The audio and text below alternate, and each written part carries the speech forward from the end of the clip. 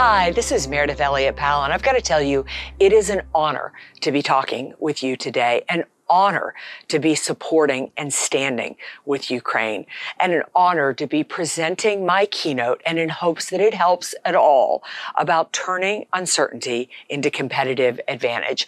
I want to say from the start that I wrote this keynote, I did the research on this work, really from a business perspective. How do you help your business and your organization thrive in uncertain times? But when I finished the book and I finished the research and talking to the individuals and the organizations that had thrived through some of the most challenging times, one thing occurred to me. Uncertainty doesn't stop at 5 o'clock. It doesn't end when we shut the business down, and it certainly doesn't take a weekend off. So the strategies that I want to talk about today apply both to your business and to your professional life. They apply whether the uncertainty you're facing is a new competitor in the marketplace, or whether it's inflation, or whether it is something as extreme as what the people of Ukraine, the brave people of Ukraine, are facing right now. And while I in no way want to feel like I even can begin to understand, I want to do my part to share this information because I feel that it is so powerful. So again, it's an honor to be with you today, and an honor to be sharing this information of what you need to do to thrive in an uncertain marketplace. Now, if the last couple of years have taught us nothing else, they have taught us that our lives, our businesses, our organizations, our health, our way of life, things can change in a moment's notice. And the question that you need to be asking yourself, you really need to be asking yourself, is, are you ready? Are you prepared? Because the one thing you know, in fact, the only guarantee you have, is that more change is coming. That's all that we can promise you. So right now, in this moment, you have a choice to make. You can choose to do nothing. You can choose to live and lead the way that you have always lived and always led, always run your business. And you can hope and you can pray that when the next big shift comes, when the next big change comes, the odds will stay in your favor. And you know what? Maybe you are going to get lucky. I don't know. Maybe you're special. Maybe you're unique. Maybe the things going on in the marketplace, in the world, maybe you're going to be the one individual they don't affect. Or, go with me now, you can make the decision right now to open your mind to new ideas, new ways of leading, new ways of thinking, and new ways of living. New ways to start to control the changes coming in the marketplace rather than allowing those changes to control you. Now, I am going to hope that you choose the latter, but at the end of the day, that choice is up to you. But for the next 45 minutes or so, that's where we're going to focus our time and our attention on what it takes to think and feel and act differently when it comes to uncertainty. And when I get ready to leave this stage, this virtual stage, you are literally going to have a plan for turning all of this uncertainty into your competitive advantage. All right. I hope that sounds good. Let's dive in. Now, I want to make sure that you get the most out of this. So pay attention, listen, be present, because at the end of this, I'm going to give you a QR code, which is going to give you all 9 strategies. It's going to give you all the availability to the worksheets that go with this, and as well as a PDF copy of my book. So again, you're going to have all the information you need to really capitalize on what you need to do to turn uncertainty into your competitive advantage. All right. You will give me a drum roll, please. We will dive in step by step.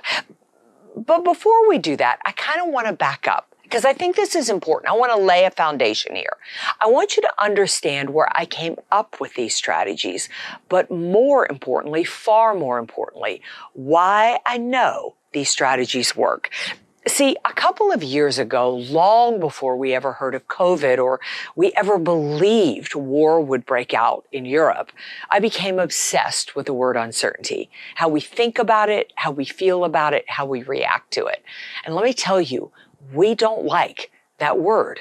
In fact, research says that you would rather I stand up here for the next 45 minutes and tell you all the bad things that are going to happen for the next year that I'm sure of, rather than to tell you the truth. I have no idea what's going to happen, and neither does anybody else. And I thought that was really interesting, that we have so much fear and so much anxiety around uncertainty that it actually prevents us from reaching our potential. We actually get stuck in the uncertainty because we lose resources, time, and energy worrying about what if. And that got me thinking. I thought, what if you flipped the script on that? What if you literally believed that uncertainty and led to opportunity? What could you accomplish if you believed that on the other side of disruption, something really good was out there? How many people could you help if you believed the change and uncertainty led to a positive outcome? And what if you had a methodology for turning uncertainty into your greatest competitive advantage? Well, that put me on a mission. I wanted to find leaders and organizations that had actually done that, actually learned to turn uncertainty into their greatest opportunity. Well, let me tell you, there are not many out there, but I was able to uncover nine companies that have been in business since the late 1700s, early 1900s, and they are still in business, thriving today. Now think about that. Companies that have been around since the late 1700s, early 1900s, and they are still in business, thriving today. Think about everything they've been through. They've been through world wars. They've been through economic depression. They haven't survived one pandemic. They've survived two pandemics. And I wanted to know why. Don't you want to know why? Like, why do some people make it through? Why do some companies make it through when other companies don't? So I took everything that I learned, all the research, all the studying, all the interviews that I did. And from that, I came up with a 9-step formula for turning uncertainty into your greatest opportunity. So again, when I get ready to leave this stage, this virtual stage, you are going to have all 9 steps of this strategy, all 9 steps, and a different understanding about uncertainty and how it can lead to your greatest opportunity. Now, I think we need to figure out where you fall on the uncertainty scale, because that's going to help you customize this strategy. So we're popping up a QR code right now. It's not the one at the end where you're going to get all the information. This is literally going to take you to the Thrive Indicator quiz. And we're going to see where you fall on the scale of uncertainty. Are you somebody who runs to the sound of the gunfire and takes action? Good for you. You're not as afraid of uncertainty as other people are. But here's the challenge. You lose precious time and resources because you're not focused, because you don't have clarity of message and clarity of strategy. So what we're going to talk about today is going to take all your energy, all your courage, and get you razor-like focus so you can take progress. If you find that you are somebody who takes more of a wait-and-see approach, now there's positives in that because you don't waste precious time and resources. But the marketplace is moving so fast when it's uncertain that if you don't move with it, it's going to pass you by. So what we talk about today is going to help you take action, move more quickly and more thoughtfully. So again, you take that quiz, and I'm going to tell you a little story while you're doing it. I think it's a story many of you are going to be able to relate to. Like many people listening to this, I started 2020 off strong, and you may have started 2022 off strong. In fact, I thought I was headed for my best year on record. By the end of February, I had closed more business in that first quarter than I had the entire first quarter of 2019. And then in 1 week, and we all remember the week that COVID hit, everything changed. I sat in front of my computer and I watched as every ounce of revenue, every client I had, every guarantee of business growth completely disappeared. Now that was bad enough, but add to it that my way of making a living, my business model became unworkable. See, I make my living as a keynote speaker. I get on planes, I travel around the world, I engage with thousands of people, and I could no longer do any of that. Now, at first, see if you can relate to this when uncertainty hits. I got scared. I thought, I don't know what I'm going to be able to do. I mean, I'm going to have to sell everything I own on eBay, or I'm going to have to deliver pizzas. And then I got angry. I thought, this isn't fair. This isn't right. Why is this happening to me? And then, thank goodness, I decided to take action. Now, I didn't know where to go. I didn't know what to do, but I went back to this formula.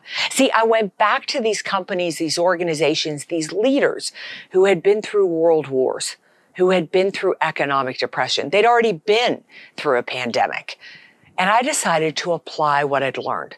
I decided to take what history had taught me and apply it to my own business. And in June, I turned my business around. By September, I was on track to do as well as I had done in 2019.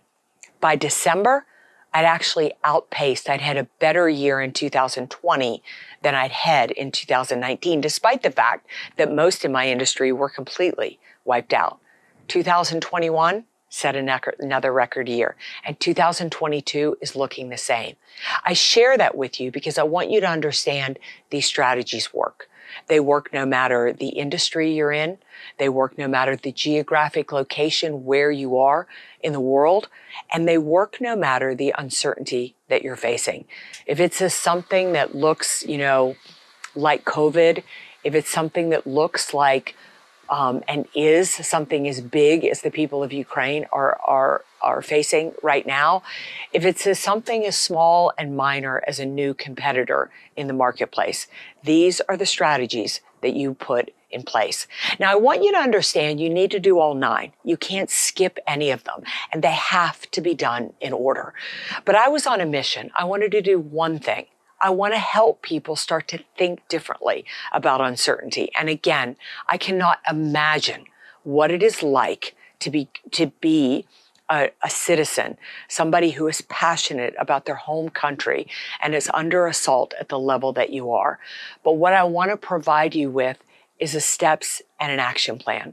One of the biggest things that I have learned from studying uncertainty is that it isn't the people who are the luckiest. It isn't the people who have the most resources that survive, that thrive in uncertain times. But it's people that follow a path, those that are focused, those who can focus on what they can control, and they forget about the rest. All right, I have kept you waiting long enough. Again, if you'll give me a drum roll, I will dive into these strategies one by one. And remember, you need to do all 9 and you need to do them in order. So if you want to thrive in an uncertain marketplace, and I know that you want to thrive, you have to begin by understanding where you're headed. Begin by understanding where you are going. We call this strategy number 1, a relentless vision. Please note, it is not called a vision. It is a relentless vision because you need to be so focused on it that no matter the challenges and the obstacles in front of you, you can see beyond them. You can see the positive. You can see what's coming. This matters because this is where your motivation, your energy, and your inspiration are going to come to, even when the present day in front of you looks so dark and looks so bleak. There was a great story a couple of years back about a group of kids going whitewater rafting that really kind of underlies and underscores what we mean by a relentless vision and the power of a relentless vision. It was a couple of kids who wanted to go whitewater rafting in the United States in Northern California. Now, they had wanted to go on this trip for more than a year. They'd planned it. But as luck would have it, just 1 week before they were set to go down the river, Northern California experienced torrential downpour. So much rain that the class 2 and 3 rapids became class 4 and 5 rapids, literally making the river unrunnable. Now, the guide told these kids that they really shouldn't go down the river. Maybe they should just postpone the trip for another year. But kids being kids, they begged and they pleaded until the guide finally gave in. She gave in on one condition. She said you can go on this trip as long as you sit through a safety talk. Now, I imagine many of you have sat through a safety talk. You've gone whitewater rafting and you sit down for 15 minutes. They slap a life jacket on you and push you down the river, right? This safety talk was not like this at all. These kids sat through a safety talk that was 3 hours long. And for 3 hours, this guide talked to these kids through every challenge they were going to see on the river. The high water, the downed trees, the hidden rocks. And she explained it like this. She said that I need to keep you focused on the obstacles that you're going to see on the river. You need to understand the challenge of what's in front of you. But as much time as I spend focused on those obstacles, I'm going to immediately point your eyes to what I'm going to call the relentless vision, the positive point, the calm water. Now, listen here, because this is what makes sense for us. She explained it like this. She said, I need, again, to make you aware of the obstacles that you're going to see on the river. But if I keep you focused on the obstacles, you're going to get stuck in those. Your raft is going to be pulled there like a magnet, and you're going to get all tangled up in the high water, the downed trees, and the hidden rocks. She said, so I will immediately move your attention to the calm water where the raft needs to go, because you will be pulled there like a magnet. Our lives and our businesses are the exact same way. Look, everybody in different magnitudes and different levels has challenges in front of them. And we need to be aware of those challenges. But we need to be able to look beyond those challenges as to what life is going to look like once we move past it, because that is what is going to get us focused, give us the energy and the motivation to move beyond it. Uncertainty wears us out. It wears us down. It's depressing. It's demotivating. And without that inspiration and that vision, you tend to want to give up. But in the darkest hours, if you can see the other side, you find and you dig deep what you need in order to move to that space. I think that's what your president is doing right now. He's so eloquent. He's so amazing in helping you understand why you need to keep going. You know, only 2% of the population is visionary. Only 2% can see beyond the challenge in front of them. 12% is strategic. The rest are tactical. It's why uncertainty is so hard for people, because when times get really difficult, we get stuck on the obstacle in front of us. Having a relentless vision is how you move beyond it. Now, I live here in the United States in Asheville, North Carolina. In fact, you're in my home studio right now. And if you got up with me every morning, the first thing that you would see is I don't look anything like this, nothing like this. In fact, you probably wouldn't even recognize me. The second thing that you would see is I go upstairs to my office, I pour myself a cup of coffee, and the very first thing I do is look at my note cards. And on my note cards, I've written my relentless vision, where I see my life, where I see my health, where I see my finances, where I see my family and my business 1 year from now. I read those cards first thing in the morning. I read them again at lunchtime, and I read them again before I go to bed at night. Why? Because I want to train my brain to find opportunity. It really is amazing that success is about what you choose to focus on. It isn't logical. And that literally you can train your brain to find opportunity. And that's what you want to do. You want to train your brain to find opportunity. Look, there's plenty of challenges to find in front of you.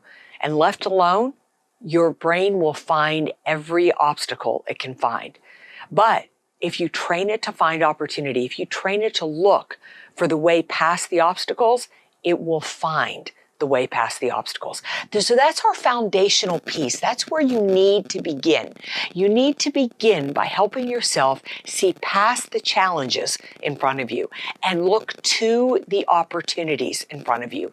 And you do that by a vision. So what do I want you to do? I want you to get together with some friends, maybe your family, maybe a team, and paint the picture of your life and your business 6 months to a year from now.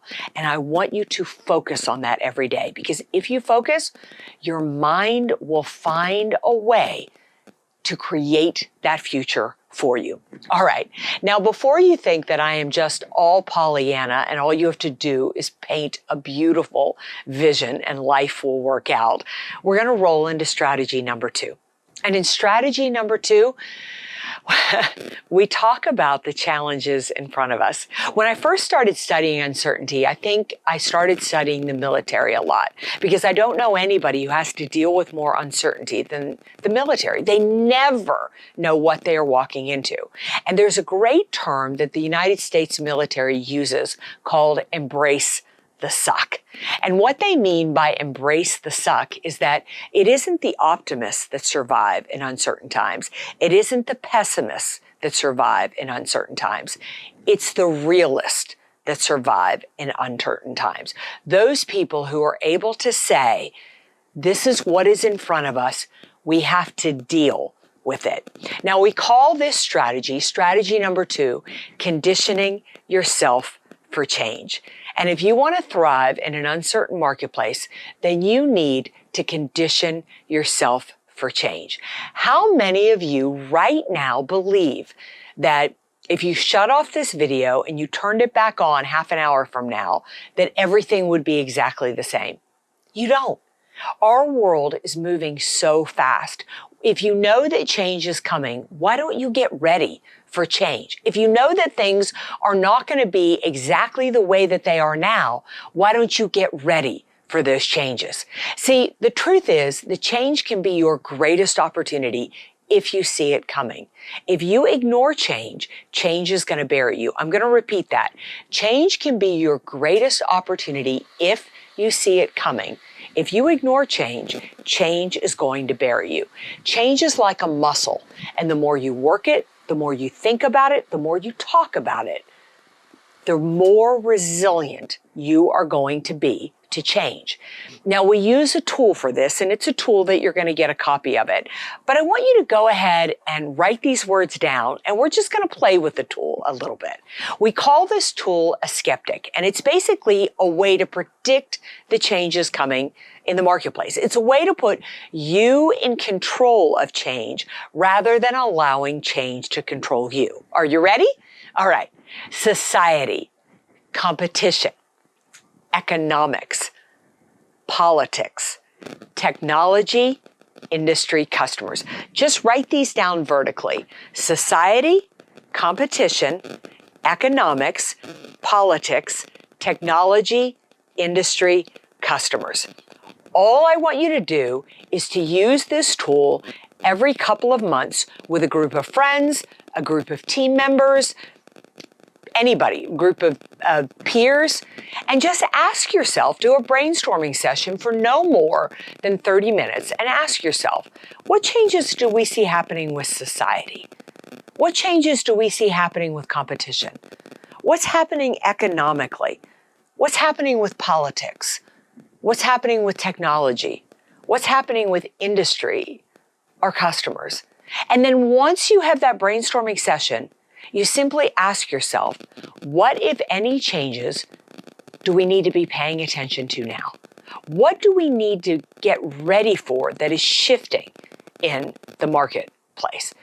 There's a great story about one of the companies that we researched, and that company is Jim Beam. Now, everybody all over the world loves a good stiff whiskey, and Jim Beam is known for making a good stiff whiskey. We all know that. But what you may not know is that Jim Beam was started in 1795 when the founder, Jacob Beam, rolled off the first barrel of corn whiskey. He was an immediate success.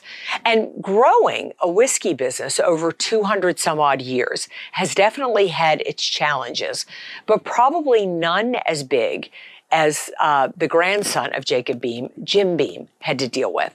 Now, Jim Beam, when he ran the company, had to deal with something in the United States known as prohibition.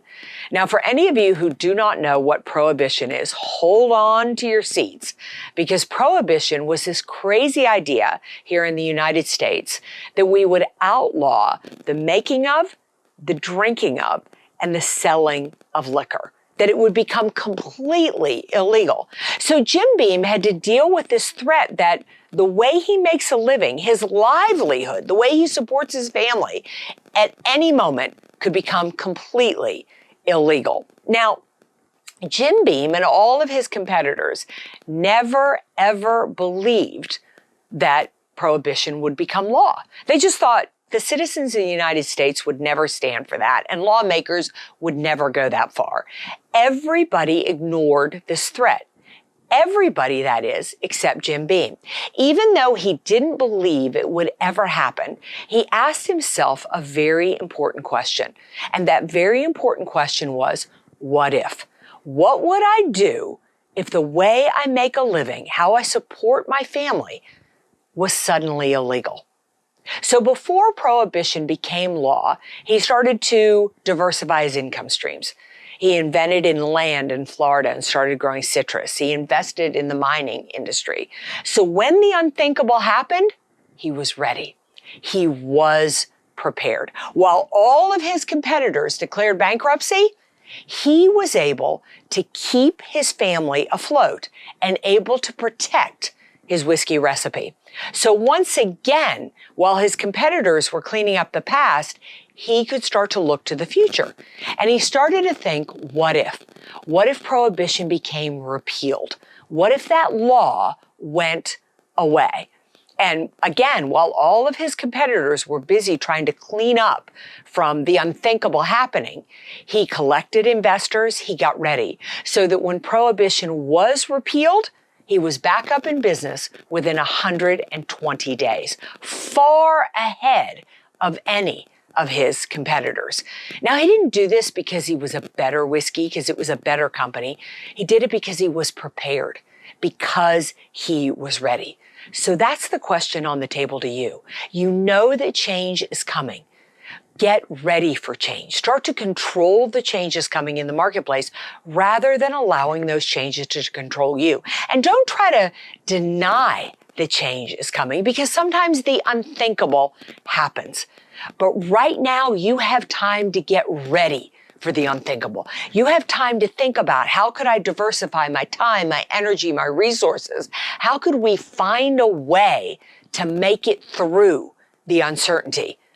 Change can be your greatest opportunity if you see it coming. If you ignore change, I promise you, it is going to be the thing that takes you down. All right, we have 2 of the 9. We know we have got to begin with that relentless vision. We're going to train our brain that even when the biggest challenges and obstacles are in front of us, we're going to find opportunity. And we're not going to run from the challenges in front of us. We are going to embrace the suck. And rather than allowing change to drive our future, we are going to start to predict the changes and use the time that we have now to get ready. Strategy number 3 really comes beautifully after strategy number 3. The last thing that I need to be telling you, the people of Ukraine, or anybody watching this video, is that the challenges going on in our world today, they are too big for one individual, one country, one industry to solve. So strategy number 3 is that competition becomes collaboration. You have to start to work with people rather than against people. When challenge and uncertainty hits you, the very first question you need to be asking isn't what do we need to do? It's who do we need to be working with? Who has already figured this out? Now, again, your president has been amazing from this right from the start. He didn't try to take on Putin all by himself.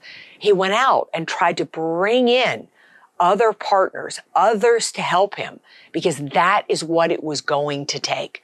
Competition becomes collaboration.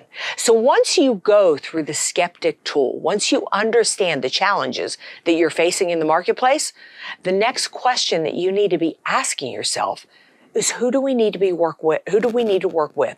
Who's already solved these challenges? Who's already turned these things into opportunity, and is going to make this, and is really going to make this work. So that's what you need to be asking yourself. Competition becomes collaboration. All right. There's a great story that I did with this called between McDonald's and Aldi grocery stores. And it actually happened when COVID hit.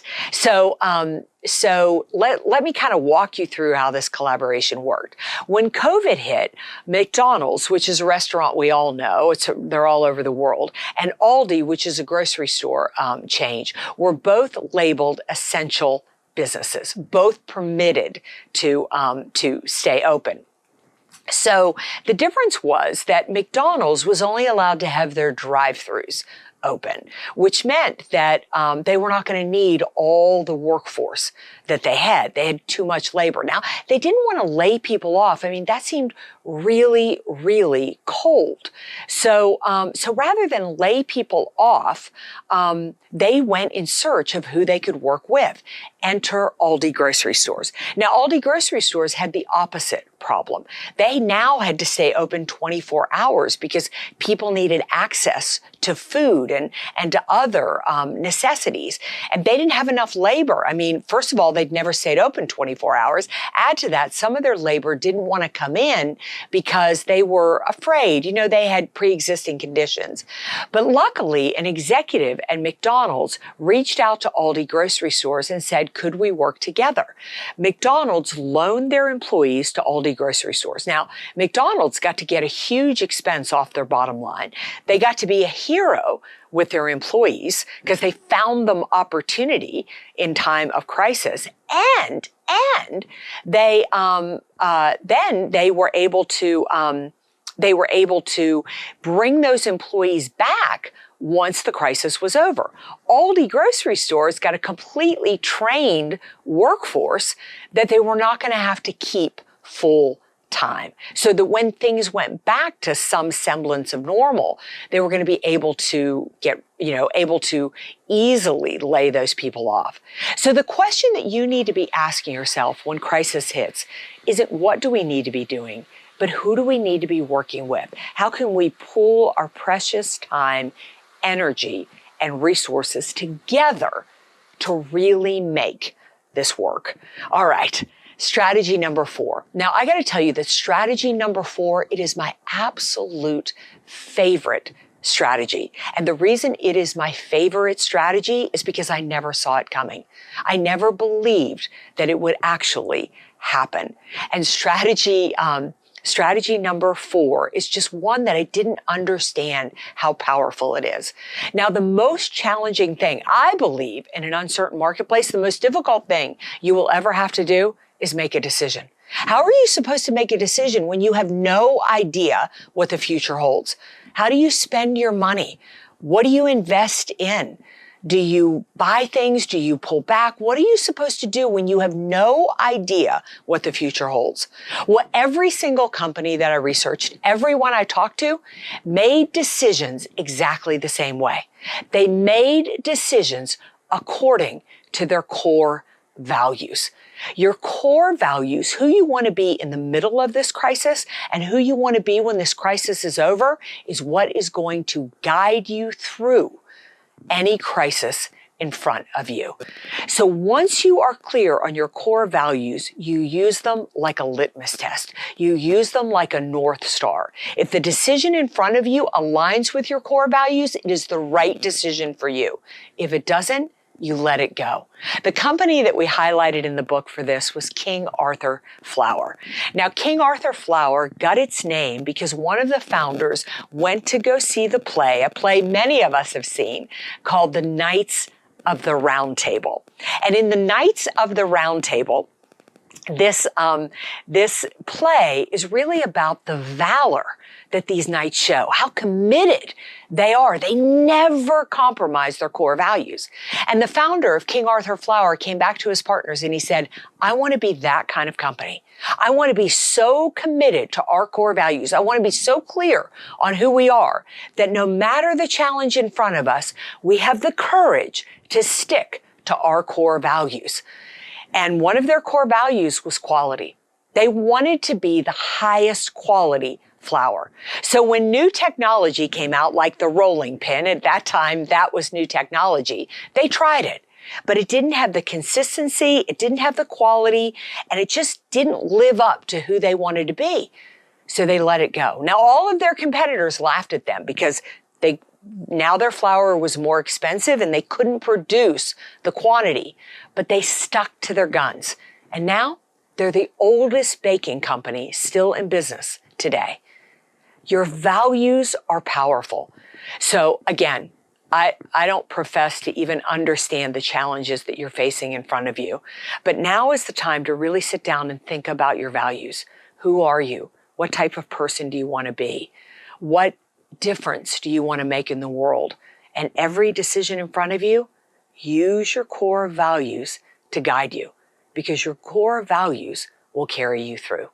All right, strategy number 5 is about growing in the middle of uncertainty. And believe it or not, uncertainty is one of the greatest times, if you have a business, to grow. And even if you're a little bit lost and need to find a path forward, strategy number 5 is what will help you move forward. When we think about growth, we typically think about attracting new business. But in uncertain times, business grows from the inside out. In other words, before you attract new business, you need to focus on your existing customers. Because until you understand the problems and the challenges that your existing customers are facing, you are unable to understand the challenges and the opportunities that your prospects are going to have. So how do you put this strategy into place? You simply begin by talking to customers. Forget about your own business. Forget about growing your own business. Lead with a certain servant's heart and reach out and talk to other people and ask them how they're doing. What challenges are they facing? What do they need? And then listen. Just really listen, because the information they give you is going to be gold, and it is going to give you the path of how to grow your business. The company that we researched for this was Procter and Gamble. Now, Procter and Gamble was started in the early 1800s by two men. That's right, Procter and Gamble, who were marrying sisters. Now, they had competitive businesses. Procter and Gamble, one sold soap and the other sold candles. And they competed at that time for animal fat, a product that they both needed to grow their, to grow their businesses. Now, the interesting thing about this is one night at a dining room table in Cincinnati, Ohio, they were fighting over the price of animal fat when their future father-in-law overheard them and said, "Boys, why don't you quit competing and why don't you form a company?" And Procter and Gamble was born. Now the competition becomes collaboration, right? Now, Procter and Gamble understood, though,